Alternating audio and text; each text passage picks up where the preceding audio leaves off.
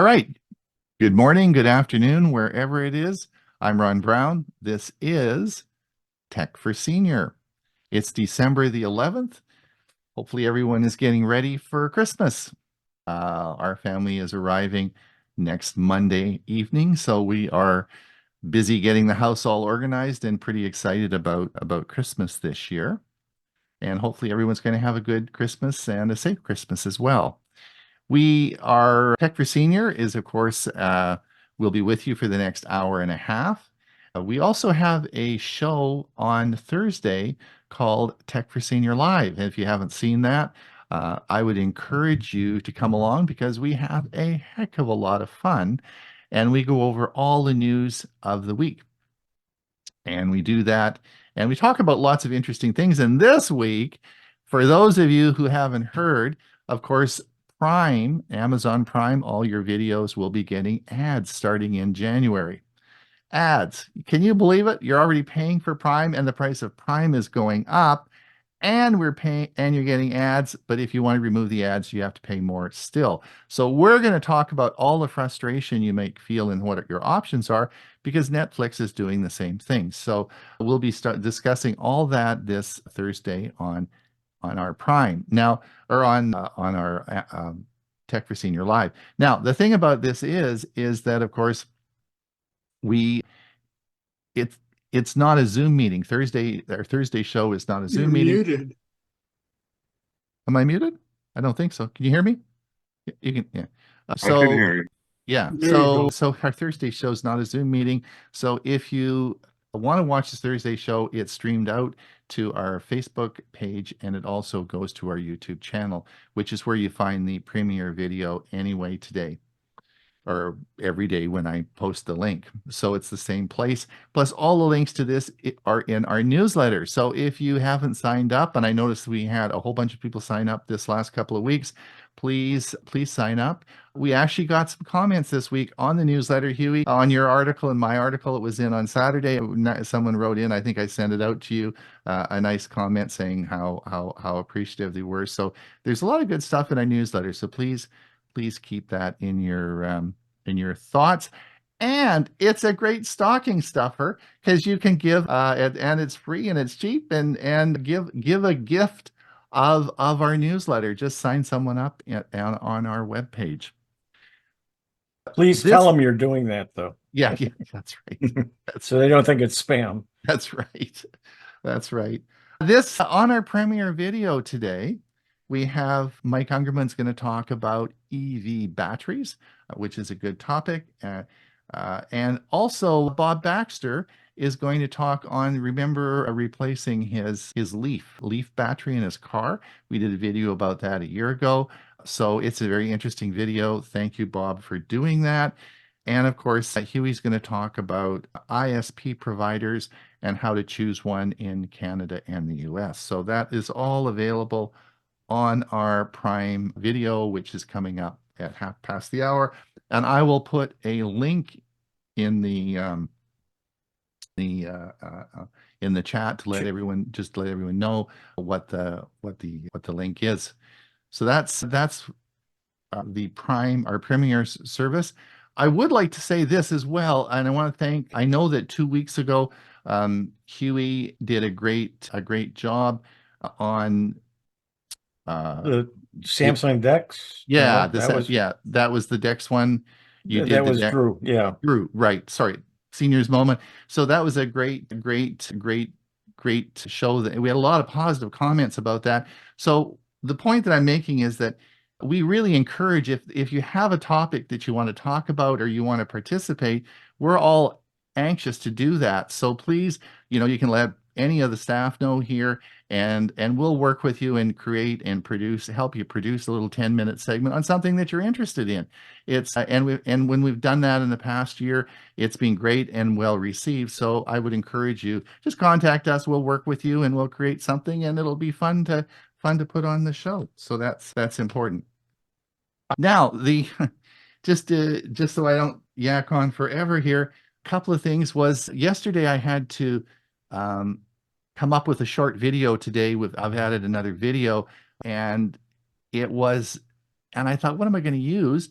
And I I had done a video about a year ago on how to do Google Photos in their Movie Maker in there, and it was well received, a lot of views. So I thought I might replay that or do something with it. But when I went to try and use it on my phone, it wouldn't work. I couldn't find that. So I quickly emailed Chris and said, "Is this gone?" And she said, "Watch the show today. That's the topic." And so if you haven't seen the show yesterday, there's a whole new feature that is in Google Photos that is the old one that I did the video about a year ago is not there anymore. It's all new. So really watch the show. That's important to watch the show because it's really a good show, and it explains the whole new movie making process in Google Photos. So that's important. And also I put the link for the Google Chris's show this afternoon or this evening. Ask Chris anything, and you can just send a note, and she'll answer your questions. I think that's about it. Hewie, you had a good show yesterday? Everything went well? Yeah, we had a good crowd, and we talked about a lot of things about Microsoft and their Windows. One of the things I do is I post a whole bunch of articles, and we cover the articles that are in on various websites, and we just take each article and talk about them. And sometimes I have the answer, sometimes I don't, but somebody in the audience does. So it ends up some good discussions, and it went well. What about next week, Ron? What's going on next week? That's a good point. I should give everyone the schedule. So next week we will be having a show. We're actually doing the predictions. So all our experts here will be giving us predictions, and it's going to be and I'm going to go back over last year and see how good these guys are. Maybe they're not very good. We'll see. We'll see what the answers were to their predictions. And I've done this for the last 4 years. It's a fun thing to do. It's sort of a Christmas show. It's easy. It's lighthearted. You can poke fun at these guys. It's fun. You can say, you made a mistake. That didn't happen. So it's a lot of fun. And we usually have a good time with that. Now, the following week, which is the 25th, we will not have a show because that's Christmas Day. I will have a premiere video for you. So if you're bored with opening presents and all that, you can watch the premiere video, and I'll send out the link to everybody, and we will have a premiere video. Both on that week before and after the Thursday show will go ahead. So we will be having Tech for Senior Live. There will be a show on the Thursday. And then so the one following that will be January the 1st, which will be New Year's Day. And Hewie is going to open up the new year, 2024, with the first show. So Hewie, we're waiting for the big blockbuster you're going to have for January the 1st. Yeah, absolutely. long as I can wake up in the morning. Exactly. So there we go. And that's the plan. And briefly, Bob, you're doing okay? Well said, Bob. You're muted. Well said. Well said. Yes. Still alive, still kicking, still making videos. Okay. And quickly, Ray and Bill, any comments or just happy with Bill? Nice to see you back. Be back. Good. Yeah, good back. We look forward to your suggestions tomorrow in the newsletter. All right. I'm ready. And Ray, we'll be hearing from you shortly. Yes, you will. When you talked before about the newsletter as a gift, well, I can think of, yes, the gift that keeps on giving. There you go. There you go. Thanks a lot. Yeah. All right, Bob, let's get going.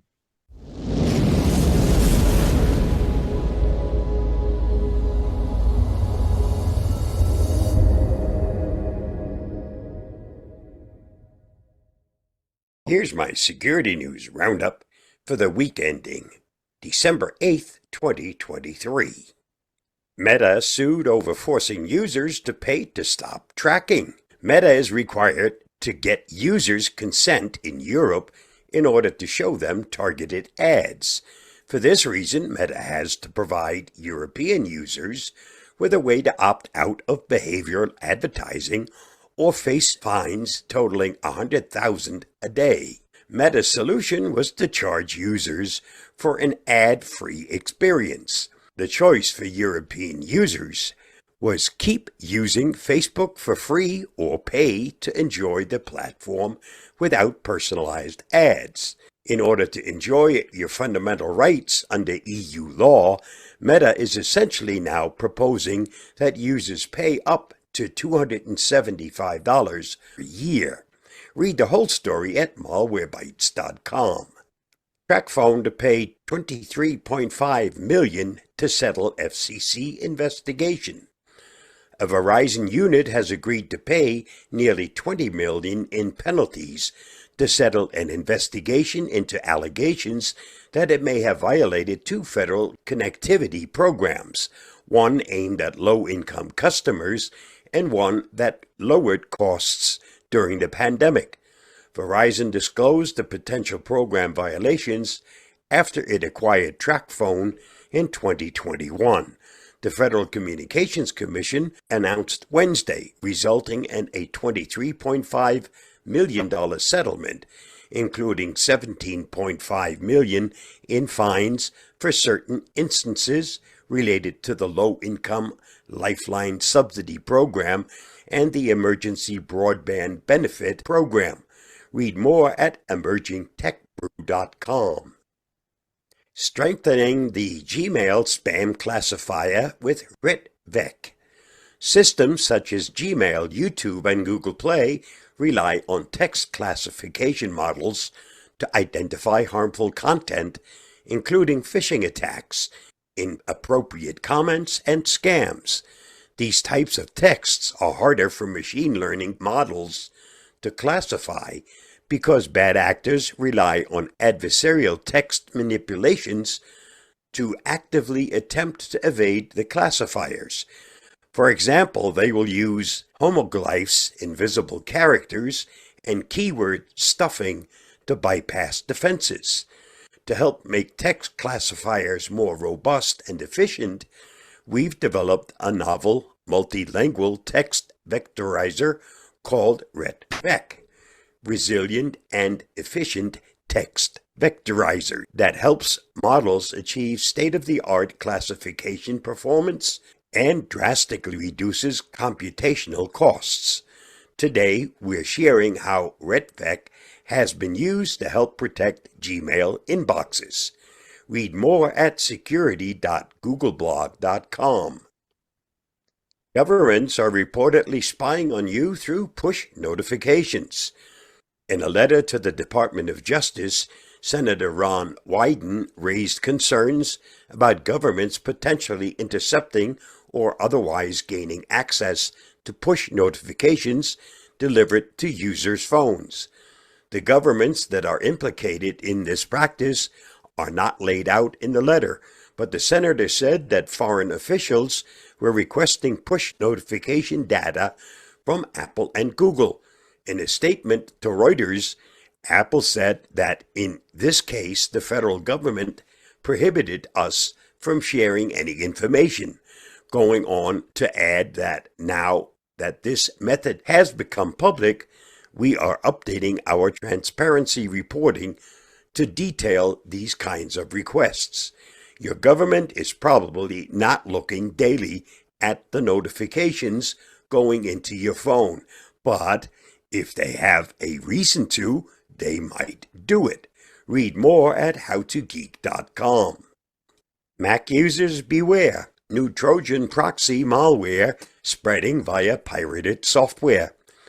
Unauthorized websites distributing Trojanized versions of cracked software have been found to infect Apple Mac OS users with a new Trojan proxy malware. Attackers can use this type of malware to gain money by building a proxy server network or to perform criminal acts on behalf of the victim. To launch attacks on websites, companies, and individuals, buy guns, drugs, and other illicit goods. Kaspersky security researcher Sergey Puzan said, the Mac OS variants propagate under the guise of legitimate multimedia, image editing, data recovery, and productivity tools. This suggests that users searching for pirated software are the target of the campaign. Read more at thehackernews.com. New 5G modem flaws affect iOS devices and Android models from major brands. a collection of security flaws in the firmware implementation of 5G mobile network modems from major chipset vendors such as MediaTek and Qualcomm impact USB and IoT modems, as well as hundreds of smartphone models running Android and iOS. Of the 14 flaws, collectively called 5ℎ𝕠𝕠𝕠, a combination of 5G and ℠, 10 affect 5G modems from the 2 companies, out of which 3 have been classified as high-severity vulnerabilities. Read more at thehackernews.com. Google's Gemini, Grok grows premium, and more at the top of AI News of the Week. There were a few AI product launches this week. Google released Gemini, its newest AI platform, while Grok, Elon Musk's annoying chatbot, rolled out to X premium users. Obviously, Gizmodo.com isn't a Musk fan. Apple, meanwhile, tried to keep up by releasing an open-source machine learning framework. Not quite as exciting. That said, the AI industry continues to be the most tumultuous and exciting era of tech, and this week provided more than a few examples. Read more at Gizmodo.com.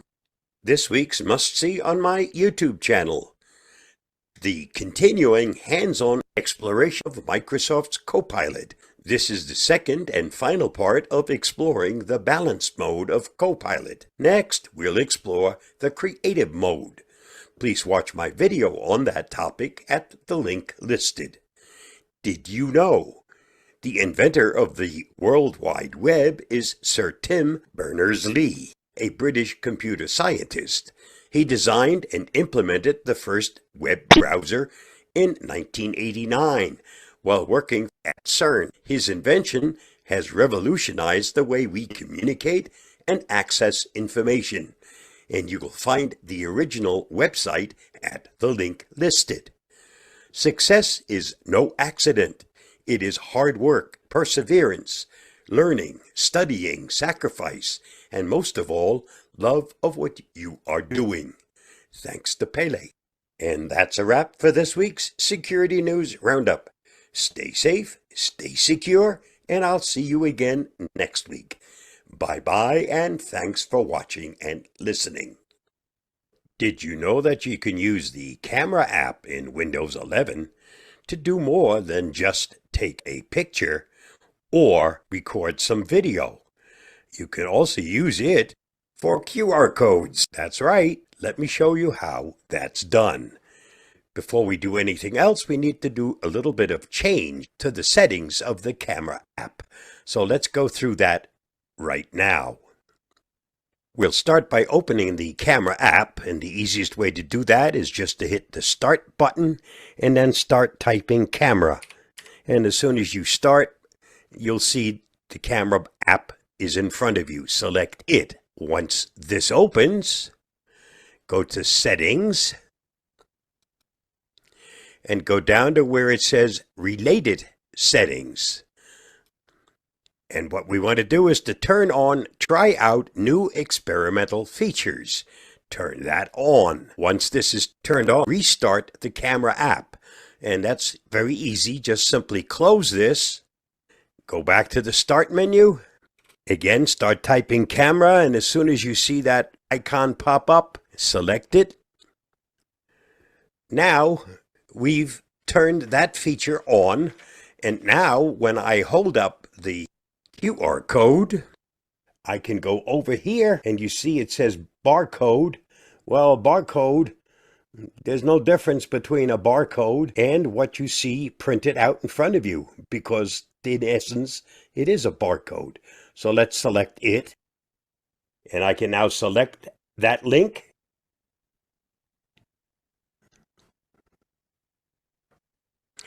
And there's the website that barcode was created for. Stay safe, stay secure, and the next time you need to read a QR code on anything and you don't have your phone handy, just remember, You've got the camera app in Windows 11. It works like a charm. Stay safe, stay secure.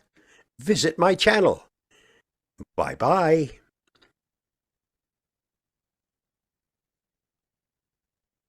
Thanks, Bob. So it doesn't work in Windows 10? No, not right now. Okay, only Windows. Okay, that was yeah, that's good. That's very interesting. Everything is barcodes these days. Yeah, super. Great. Thanks a lot. In this case, you're talking about a QR code, The which QR, is yeah. a barcode. Right. Exactly. Thank you. Thanks a lot. That's very interesting. All right. Okay, let's get on with next video, which I have for you. I think I'm up next. Yep. Important changes are coming to Chromebooks in 2024. So be sure and watch this video if you are planning on purchasing a new Chromebook next year. It's Ron Brown with Tech for Senior. I am a passionate Chromebook user and had the great opportunity to purchase Chromebooks when they first came out about 10 years ago. Through my passion of Chromebooks, I was able to meet a man by the name of Hewie Poplock who had the same passion I did. We actually got together, talked about Chromebooks, and then started Tech for Senior. That's another story. We also produced a show called Learning Chromebooks, and we did a monthly series on this, which I will include the link down below and maybe up top here. Sometimes it doesn't work. And we will put that in there, and you'll be able to see about 36 or 38 shows we did about Chromebooks. So I am a passionate Chromebook user, and I wanted to do a video at the end of the year to talk about two big changes that occurred in 2023 for Chromebooks. So it's important that you do understand the changes that are going to occur in 2024 and how they might affect you. But more important is this may affect your purchase consideration of a new Chromebook. So let's go into this and I'll tell you my concerns. So the first big change that occurred in Chromebooks this year was lacrosse. Now I've done a video about lacrosse. I'll put again the link down below in the description and maybe up above, and you can click that and that'll go into a deeper dive in lacrosse. But in summary, the Chrome browser that we use in the Chrome operating system is one. In other words, the browser and the operating system are combined. Now this is much different on a Windows machine where you have your Windows operating system and the Chrome browser sits as an app on top. Now what's happened over the past few years, the update cycle on the Chrome browser has got shorter and shorter. In fact, today we're often getting Chrome updates every single week. Wow, that's changed a lot. So this created a big problem in the Chrome operating system on your Chromebook because the only way to update the browser in your Chrome operating system is to update the operating system. And Google did this about once a month, but as these cycles got shorter and shorter, this became more problematic. So what they did this year is they detached the Chrome browser from the operating system. And the new Chrome browser, well, it's the same as everybody else, is called Lacrosse. And that is now available on your Chromebook. And I go into great detail on that in my video about that. So watch it because you should be using that now. And the Chrome browser is now an app that sits on the surface of the Chrome operating system. And it is exactly the same version and exactly the same as you would be using on your Windows machine, and the update cycle is the same. That was a big deal for Google. Well done, and I think that was a very positive thing. So let's just have a look on my Chromebook now. I want to look at what version you should be on, and let me just show you where you'll find a few things about this Lacrosse. So here we are on my Chromebook. You'll see the cursor here with a little circle around it. I am currently using on my Chromebook Chrome OS 119, and that is what everyone should be on as of December the 9th, 2023. Now let's check and see how we know what version we're on. So as I take my mouse, we're going to come down here to the bottom right corner, and I'm going to click here, and you'll see settings. Now, all of you will have what I'm about to show you. Then I will show you the lacrosse feature as the second part of this. So this will be the same for everybody. You're going to come down and you're going to see this little gear icon here. We're going to click this, and this is going to bring us over, and we're going to come down to the left side, and you'll see it says About Chrome OS. Pay attention to that because we'll talk about that in just a minute. Okay, so we're going to click this, and we're going to come up now, and you'll see that we're using version 119, and this is the official build, and this is the current version you should be on. Now, if you're not, then just click this little button here, check for updates, and it will update it. Now, your operating system normally will update automatically. In other words, there's two copies of the Chrome operating system, a primary and a secondary copy, and Chrome automatically updates the secondary copy and switches it when you're not looking. Yes, when you turn your computer off and turn it back on again, it switches the secondary copy to the primary copy. So you always have a current up-to-date version.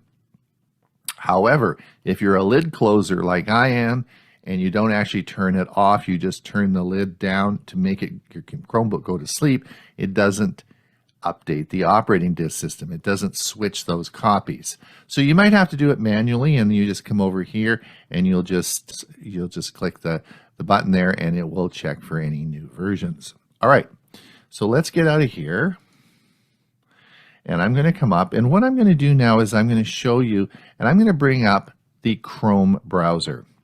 So let me bring up our Chrome browser now. This is where it's going to be different because I'm running lacrosse. Now on here you'll see it looks as though, right, we've got our Chrome browser up. It looks as though it's the same. But what I want you to do is watch my cursor as I come over here to the top, and you'll see these three little dot menu here. Let's click this, and we're going to come down now because I want to find the settings for the Chrome browser. So I'm going to come down and we're going to click settings. Okay, and let's come down, and we're going to come down to About Chrome on the left hand side here. But look what it says. It's About Chrome. It's not About Chrome OS, right? This is the browser that's detached from the operating system. So we now have this is the Chrome browser, which I use, I have on my PC as well, and it's the same version. This is version 120.0. So I wanted to bring this up so you don't get confused, because what's going to happen is, let's just go back and we'll go over this one more time. If you come down to the right on everyone's Chromebook now, you'll come down to the right, and we're going to click settings, and it's going to bring up the settings menu. Now, those of you who have not converted to lacrosse, you'll come down here to the About Chrome OS, or look at the settings here, and these are the settings that will incorporate changes for your Chrome browser and your Chrome operating system. Both will occur in this section. After you've converted, then you'll have two areas of settings to look for. There will, of course, be what I just showed you, and then there will be the settings that you will find when we bring up your Chrome browser, and you come up here, and what we're going to do is go to settings, and now you'll see the settings. This is about Chrome, not Chrome operating system. This is about the Chrome browser. So if you want to make any changes to the settings in your Chrome browser, if you have lacrosse, you will see that's where you're going. This is where you're going to make them. And if you come up here and you look again, you'll see it's version 120. But look over here; it says lacrosse 64-bit, and that's what you'll be. That's what you'll be seeing. So for those of you who have not converted to lacrosse yet, and it is only done under experimental flag right now, as I show you in the video, but that is going to occur in early 2024, and it will occur, and I'm not sure which version it will occur in, but the flip is going to occur in a version update. What will you know about this? Nothing. It'll be exactly the same. You probably won't even know it happened. The confusing part is that it's important that you understand that now you'll have two settings because you'll have the Chrome browser will be separated from the Chrome operating system.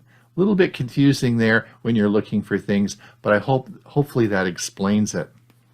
So the second feature I want to talk about today is Chromebook Plus. This is so important that you understand this. It could have really important implications if you're buying a Chromebook in 2024. So let me explain how this works. So in October of 2023, Google announced new hardware specifications for a designation called Chromebook Plus. In order to get this designation, your Chromebook had to have these specifications. And if they did, and I've put those up on behind me on the board here, if they had that, then the manufacturer can call it a Chromebook Plus. Also, if you had purchased prior machines that had those standards, then Google would also designate those as Chromebook Pluses also. So big deal. What's all this about? I thought it was a cool idea because if you went to buy a Chromebook, then if you looked for a Chromebook Plus, then for sure you would see a certain standard and you wouldn't have to be worried about speed and RAM and all the things that goes in there. You'd have a certain standard.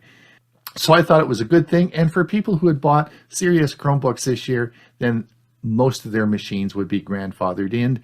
And I expected that by the time Black Friday hit, that we would be starting to see lots of Chromebook Pluses in the store, and it would be, between now and Christmas, would be huge number of Chromebook Pluses. That really hasn't occurred. In fact, at least from in Canada, there were no Chromebook Pluses at Best Buy or on Amazon for Black Friday or around that time. I've seen very few Chromebooks actually for sale in the usual places I look, and we've just started to see a trickle in of new Chromebook Pluses, which will be more popular as we move into 2024. So what's my concern and why am I worried about this? Well, the first I want to do is tell you about Chrome Unboxed.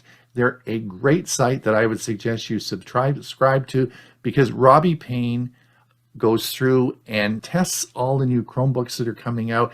Great reviews. It's an excellent site to watch if you're looking for Chromebooks. He just reviewed a Chromebook Plus with Chrome OS 119, which is what I have. Now, I have a Pixelbook. I have a Pixelbook, which is a high-end Chromebook. I've had that for about 5 years, and it's sort of on its last legs now, and I'm looking for a replacement. I thought for sure my Chromebook would have a designated of Chromebook Plus because it meets most of the specifications, but it doesn't. So the problem here is when Robbie Payne was going through outlining all the new features of Chrome OS 119, mine did not have some of those features because it's not a Chromebook Plus. Now this coming year in 2024, I am so excited because there's going to be a lot of, let's say, AI moving in, and we're going to see Chromebooks really change and move ahead here to be competitive with all the other machines that are available today. So it has to change and we have to have new features. The problem is that I don't think that a lot of these new features will be available unless you have a Chromebook Plus. So we're really creating two standards. We'll have Chromebook Plus machines and Chromebook Plus, and we'll have machines that are not Chromebook Plus, and certain features will only be available to the Chromebook Plus. And as we move down this road in 2024, I'm really concerned on what the functionality will be in a non-Chromebook Plus Chromebook. So I think that is so important. You've got to really watch this as we move into 2024 because you may be limiting yourself in functionality if you don't get a Chromebook Plus. So I'm so excited about Chromebooks in 2024. I think Chromebooks will continue in their popularity. I expect that lacrosse will be enabled on everybody's Chromebook in the next few versions. I'm not sure which one. And as we move into 2024, we're going to see lots of changes in the operating system, particularly with AI. Now, my concern, of course, is how many of these features will be available for all Chromebooks, and how many of these features will be limited to Chromebook Pluses. And I don't know the answer to that. But you know what I do know the answer? If you want to stay connected to all the new videos I'll be making about Chromebooks this coming year, the one thing you have to do, you know, you got it, the like and subscribe. And we'll notify you when all these videos about all the new features are coming out in 2024. Have a great day, and we look forward in 2024 to meeting you again. It's Ron Brown with Tech for Senior. Have a Merry Christmas.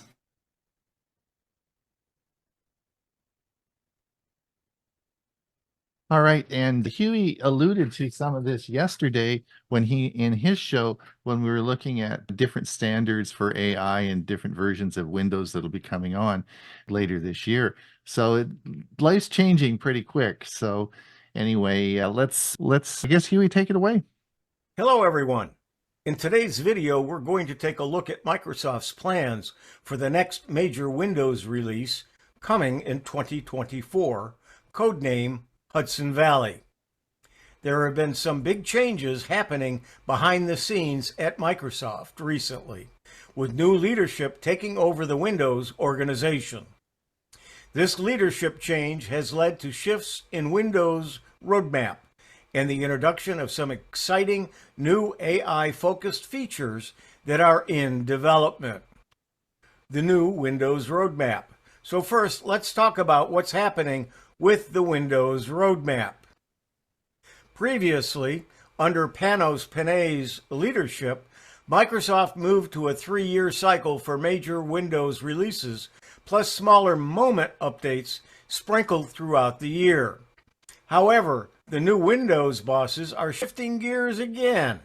They're returning to an annual cycle for major Windows versions, meaning just one big update per year. Moment updates will likely happen occasionally, but they will no longer be the main new features arrive. The new roadmap takes effect after the Hudson Valley release coming in 2024. One more moment update is expected around early 2024 before then. Hudson Valley details. All right, so what do we know about Hudson Valley so far? This update will ship on an underlying platform codename Geranium. While Geranium itself reaches completion in April 2024, Hudson Valley won't actually be finalized until August of 2024. It will then start rolling out to existing PCs in September, October of 2024. The key focus with Hudson Valley is next-gen AI experiences woven through the OS. Microsoft is billing some of the new functionality as groundbreaking, things like AI-powered Windows Shell and an advanced version of Copilot. Some of the planned AI features include a timeline view surfacing content Copilot has remembered, using the natural language for searching documents and sites you've previously viewed,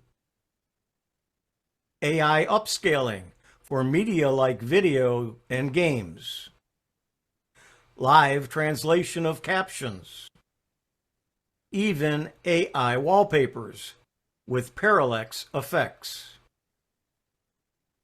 There will also be a dedicated creator space in Start and File Explorer to access Microsoft 365, improvements to battery life, and more. What about branding of Windows 12? One interesting outstanding question is whether Microsoft will brand this release as Windows 12 or keep it labeled as Windows 11. there are still 1 billion Windows 10 users out there. So launching another fragmented product could be detrimental. But technically, Hudson Valley represents an entirely new Windows version, so Windows 12 would fit. Still, branding remains undecided by the leadership. While the details may change over time, the vision for AI-powered seems clear. New Windows leadership is focused on services, subscriptions, and web tech moving forward. Hudson Valley represents an ambitious step towards that vision when it lands in 2024. My thanks to Zach Bowden, who wrote the original article on WindowsCentral.com. What is coming in Windows 2024? I'm Hewie Poplock. Thanks, Hewie. That's this could be a prediction next week, right? Yeah, it's part of my prediction. Yep. That's right. That's a good one. Yeah, that's excellent. And now, in following through with that, into discussing a little bit about Copilot, Bob, do you want to take it away? The 3 modes of Microsoft's Copilot: balanced, creative, precise. When I asked Copilot to create an image depicting the 3 modes of Copilot, this is what it created. Balanced. This is the default mode when you start Copilot. Creative. This is the mode of Copilot that prioritizes novelty and innovation. Precise. This is the mode of Copilot that prioritizes accuracy and correctness. It is important to select the mode you intend to use before entering the prompt. Balanced. This is the default mode when you start Copilot. This mode is best for getting a blend of both creativity and accuracy, balancing the 2 aspects.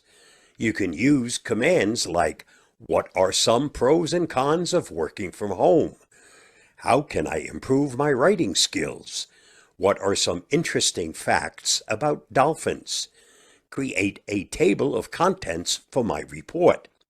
You can also use Copilot to perform actions on your PC, such as changing settings, taking screenshots, opening apps, and much more.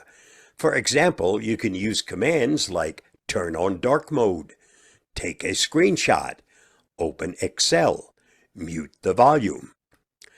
Let's explore some of these examples while using Microsoft Copilot. Let's put Copilot to work.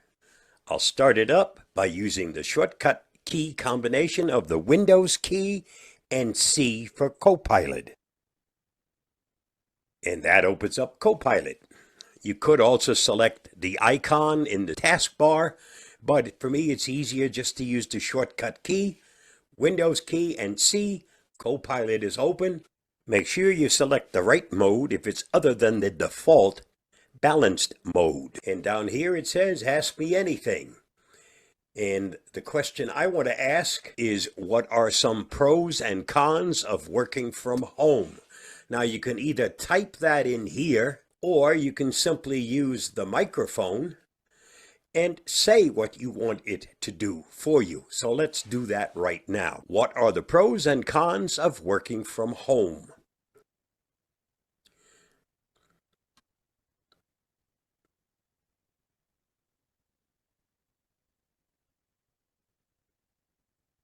And as you can see, it doesn't take very long before your answer starts to appear. As you can see from here, this is a very complete answer.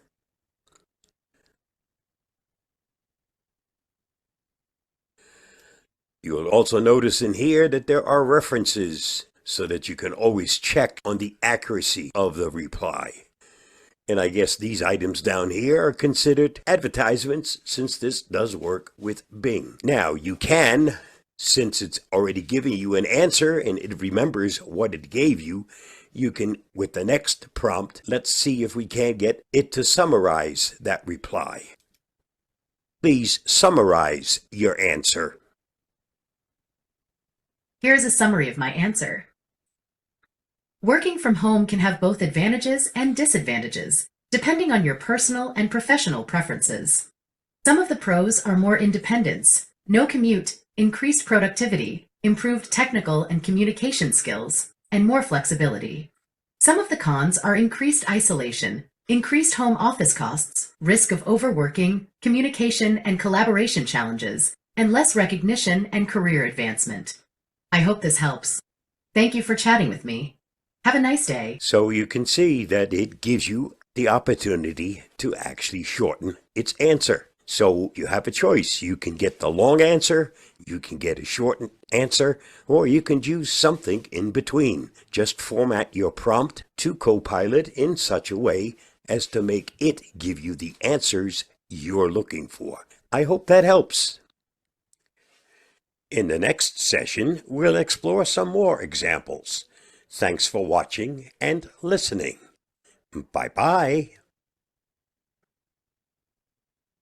Thanks, Bob. As we move into 2024, obviously, Copilot and Gemini will be the two features, two biggies that we're going to be talking a lot about over the next year. They're going to influence what we do. That's for sure. Exactly. All right. All right. So one final short video before Ray's music. It's Ron Brown with Tech for Senior, where we make videos to help seniors understand technology and to stay safe while they're traveling.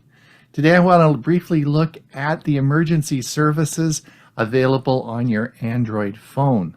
I think this time that we're going to be heading out traveling, sometimes in very inclement weather, I think it's a good time to look at the services that we have on our phone and make sure they're properly activated.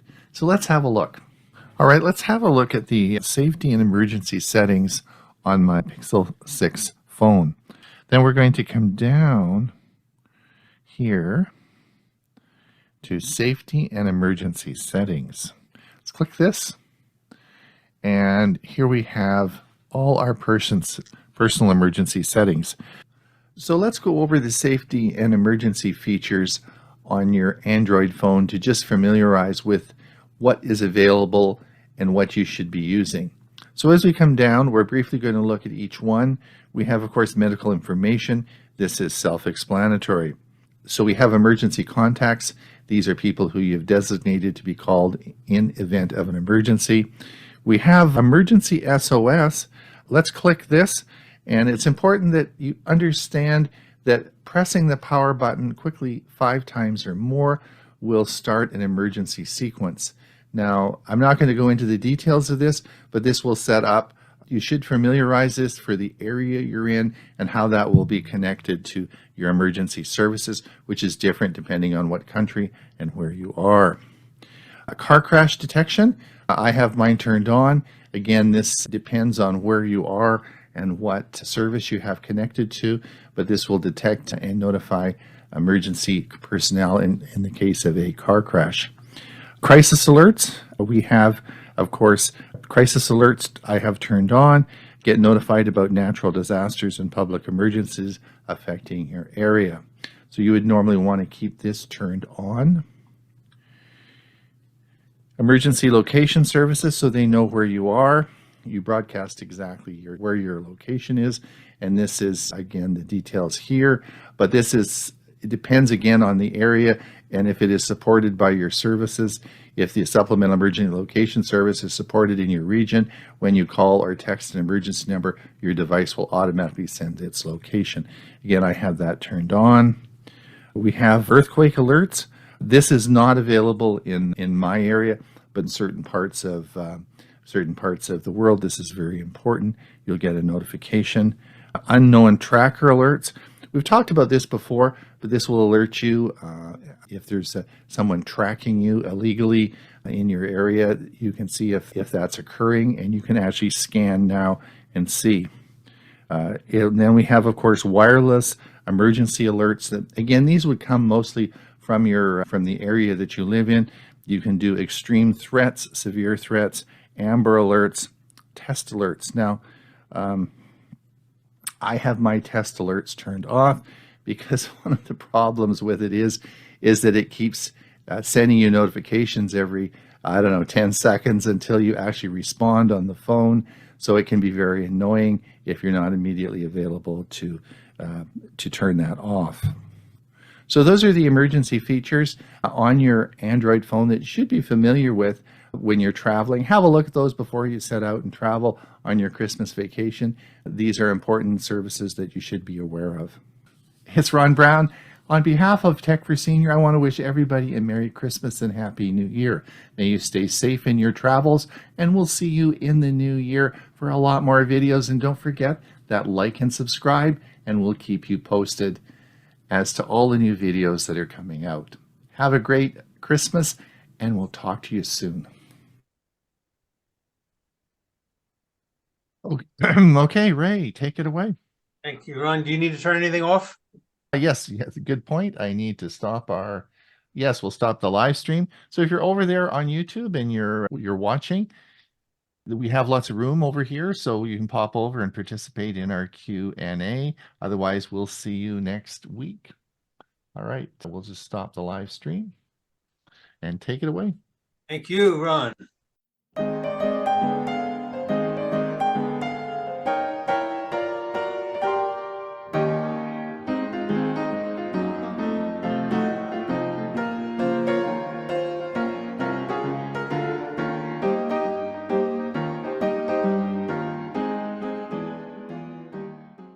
Brenda Lee, there's a name from the past, a rock and roll Christmas classic as a person.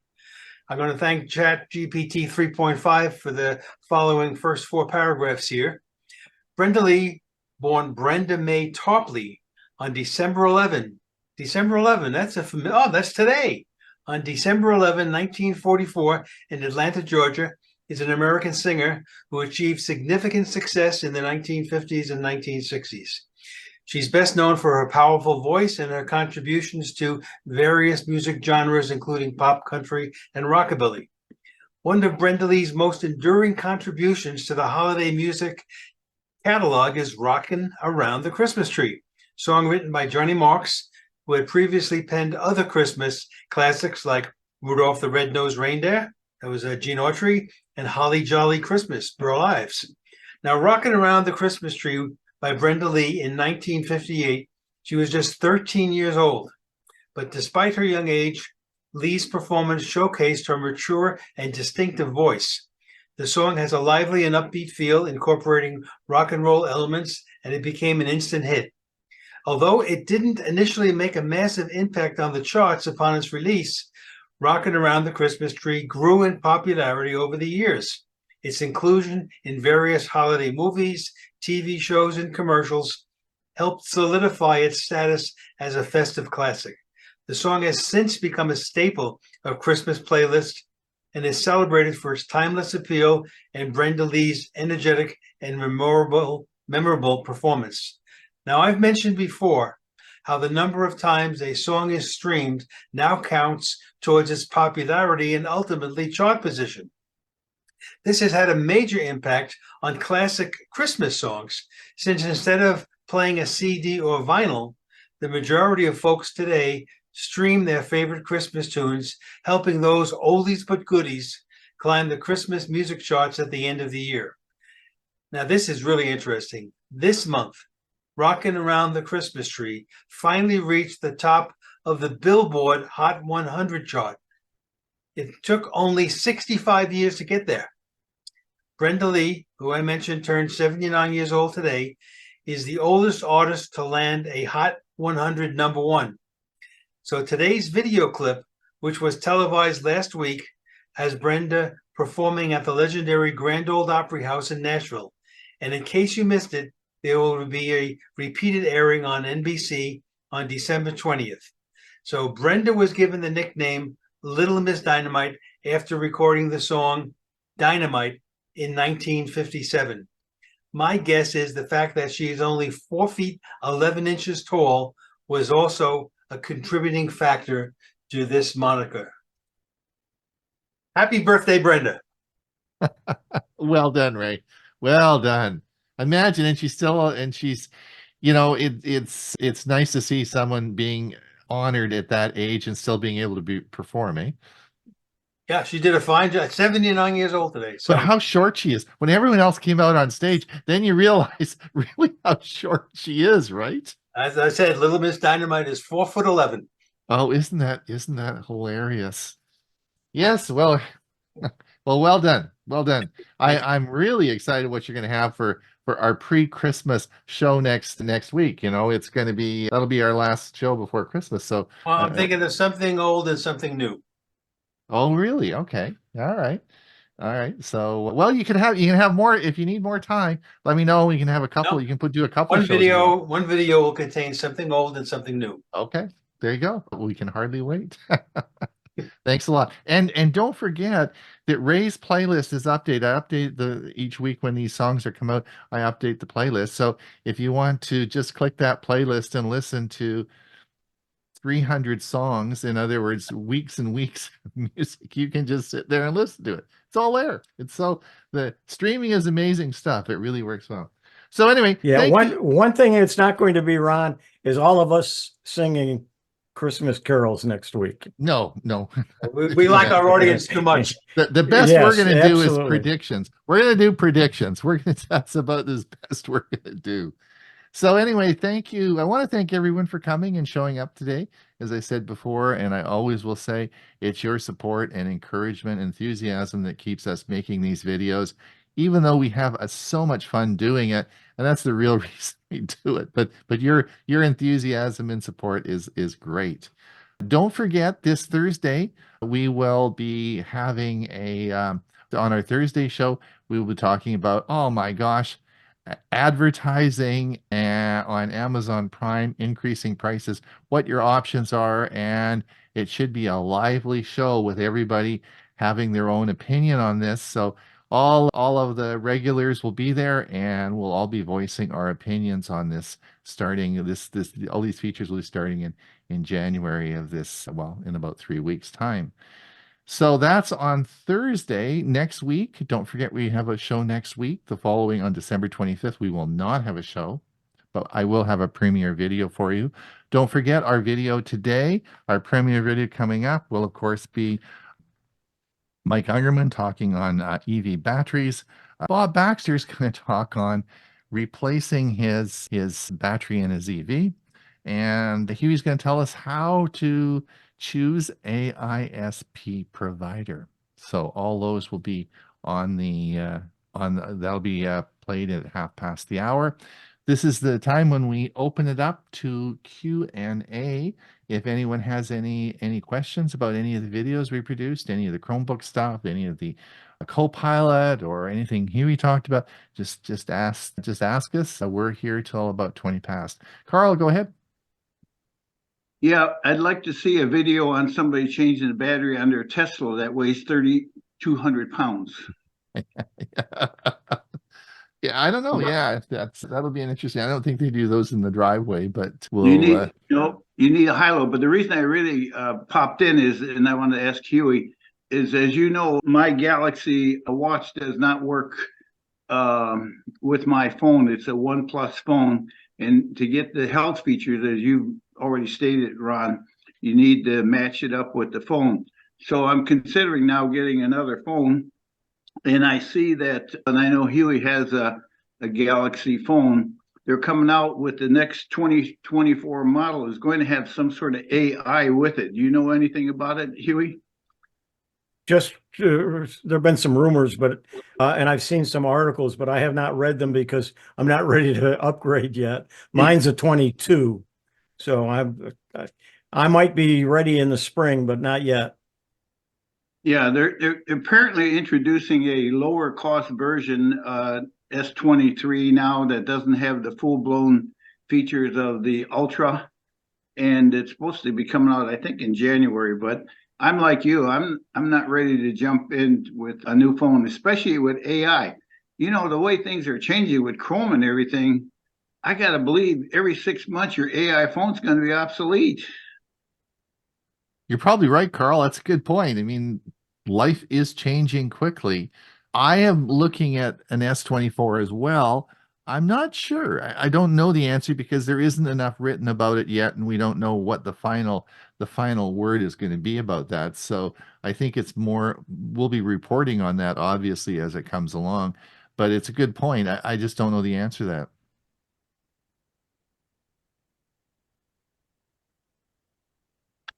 Bernard. Yes, could you put the link to the videos in the chat? Which video did you want the link for? Oh, for the Premiere service. Yes, I'll do that. Sorry, I was supposed to do that. I will do that right now. Thank you for reminding me. We will do that. Any other questions? Hewie, do you want to look at, I just got to grab these for a sec here. Yeah, I was looking at an article today. I did grab it, but I didn't go through it all the time. And it compares the S24 to a Pixel to something else. And I'll have to find that and I'll post it on the, if I haven't done so, I'll post it on the Tech for Senior Facebook page. But it does, I found a website that it's called Versus, and it compares one thing against another. And it was phones that was comparing in this particular article. I really like my S24 or 22, but I was really considering maybe one of the flip phones or the, one of the foldables. And now with all these things that are going to be coming out with AI and some of the things that I've been doing with my S22, I might stick with the S series and not go to a foldable. I know Ray really likes his foldable, and I would like to have something a little bit smaller to carry around. I think it comes down to the individuals. Well, do you want convenience or the latest technology? Yep. For me, it's been convenience and value. And as I mentioned before, I typically buy a product when the newest one has come out. I'll buy the one that is 1 year older or the most recent before that generation, because they're discounted greatly. So you can get a wonderful phone for a very good price. Yeah, one of the things I like about the S22 Ultra is the cameras. There's 5 actually little round things in the back of it. So it's got a lot of cameras, a lot of choices and things that you can do. And I've experimented and played with it somewhat. So that was a selling point for me. Now, my Flip 3 doesn't have nearly as good a camera probably as yours, Hewie, but I can hold mine. I can put mine on a table at a right angle and take a picture of everybody at the table. And I don't even have to press the button. I can just either raise my hand or say cheese, and the camera automatically takes the picture. So those are the kind of things I like. But I think one of the things we have to be concerned about this coming year is certainly going to be change. And particularly that's why I made that Chromebook video, is because I really, really am wondering what's going to happen, particularly with this standard now that they have with Chromebook Pluses, exactly what features will be available, and are we going to create a double standard, which is going to be horribly confusing and very upsetting for people that don't have a Chromebook Plus. Now, Hewie also talked about that yesterday on the show, and that we're moving that, whether it's Windows 12 or whatever we're going to cost, what hardware platform will you require to run that? And will there be some features in this new era we're going into that will be a game changer? Like, you have to have it. Like, this is like going to be absolutely crazy good, and you don't have a machine to run it, and you'll have to buy another machine. So I think we have to be very careful if you're planning any hardware purchases, and even a cell phone. If you're planning any hardware purchases in 2024, we got to think about this. Yeah, Yeah, they're talking about AI and the thing you're talking about, Hewie, the Pixel. I saw that article comparing it with the S24, and one of the features was AI on the on the camera side. I mean, this AI it's maybe a name change, but like smart, but it's going to be, like you said, Ron, be a game changer. Mm-hmm. So it's changed. I mean, it's just changed, and it's all changing. So, what is the best best route to go? Well, we'll just have to sort of wait. But I think we'll see what they bring out on the S24. I'm watching that pretty carefully, and I expect to do some videos about it. But we just don't know enough about it yet. And Copilot will be an evolving thing this year. I know Bob's going to talk a lot about Copilot, and we just don't know what's going to happen because each month it's going to change. And Gemini, which is huge, Google, I don't know if you guys followed this, it didn't get the play that Copilot and the rest got, but Google released Gemini. Gemini is their AI now, and it's a big deal. That was news last week, and that is going to affect how we use smartphones big time. Now, Ron, is that going to replace Bard, or will it be Bard? I hope so. I don't like the name Bard, right? I think it's a terrible name. I like Gemini. I think it's much, much better. We talked about that Thursday, but Bard will incorporate Gemini, or Gemini will incorporate Bard. I don't know what they're going to do yet. Bob, do you know? Unmute yourself. You're muted, Bob. Right now, they're still saying that Bard, which has been increased through the use of Gemini. So, like you, I prefer Gemini, not Bard, but they are talking about Bard having increased because it's incorporating Gemini. So we still have to wait and see what they decide. Right. The other thing that you need to consider when we're talking about the hardware end, it's not only the processor, but it's also your video component. Okay, because lots of things are going to change in that, with augmented reality also being hyped up. Lots of changes coming. And some of the things we may not be able to avail ourselves of because you're talking about some pretty hefty pricing, especially when it comes to your video card. Mm-hmm. For sure. Indeed. Simple analogy, you can see a lot more on a 120-inch screen than you can on a 12-inch screen. But some people can only afford the 12-inch screen. They can't afford the 120-inch screen. So, price does have a bearing. Yeah, there's going to be some things on some computers that aren't on others and so on. So you're going to have your AI chip on there. So if you want to do anything with AI, you're going to have to buy that model. Otherwise, you're going to be limited in some of the things you can do. Carl, go ahead.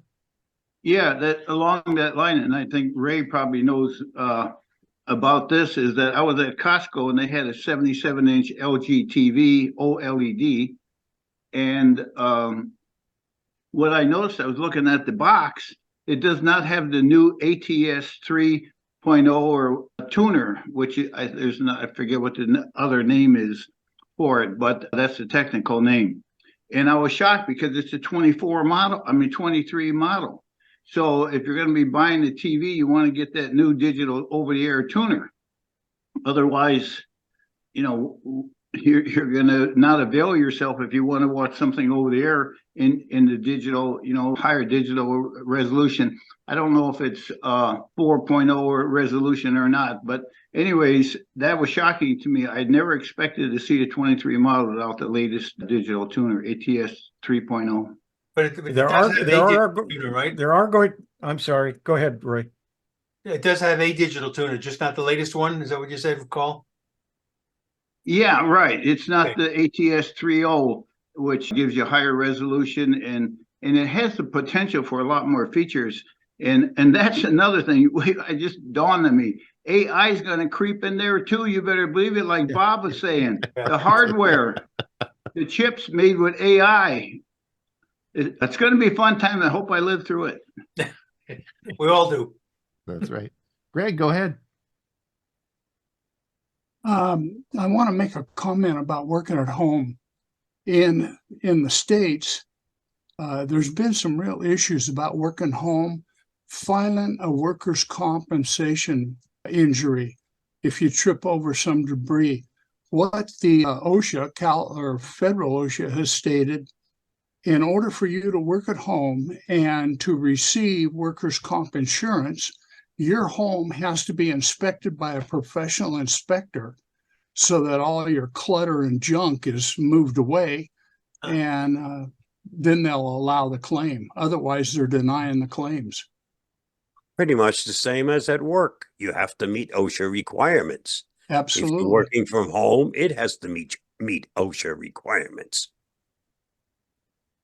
So does that mean if I trip over one of my vacuums, my automatic, my robo vacuums that are cleaning the floor, and I can't file a workman's compensation claim? Yeah, you're on your own, buddy. Good example. There you go. All right. Any more questions? If not, we'll call it a day today. Hopefully you've enjoyed the show. And don't forget, our premiere version will be starting in 15 minutes. I put the link in the chat. Don't forget that this Thursday, if you haven't visited us or haven't seen our Thursday show, we do have a lot of fun with that. We'll be discussing the prime costing this Thursday, and otherwise we'll be back next week and see how expert our experts are and see if they got their predictions. We'll look back and see what they said last year. Maybe they're not so smart. We'll see.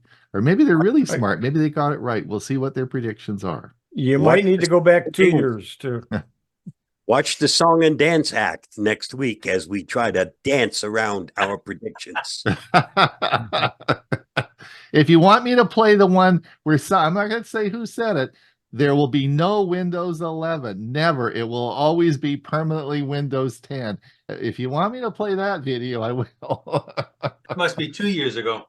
Yeah, that's right. Yeah, so we'll be easy on everyone, okay? All right.